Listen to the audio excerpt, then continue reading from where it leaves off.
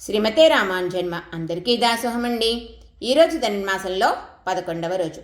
రేపల్లెలో దూడల కల ఆవులే అయినా కూడా ఎంతో లేత ప్రాయంలో అవి కూడా దూడల్లాగే ఉన్నాయట. దానికి కారణం వేణుగానం, కృష్ణ స్పర్శ. వేణుగానాన్ని విని ఆ కృష్ణ స్పర్శతోటి బలిసిన గోవులు అవి అనేక మందలు.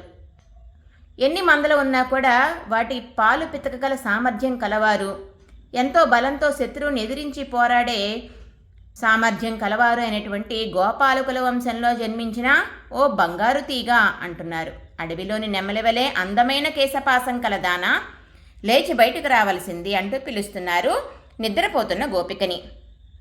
మేమందరం వచ్చి నీ ముంగిటికి చేరాము, నీ నిద్రకు అర్థమేంటో తెలుపు అంటున్నారు.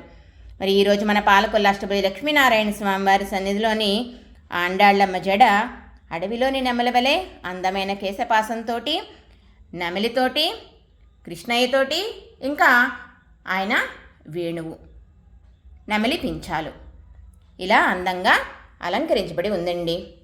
శ్రీమతే రామానుజాయ నమః.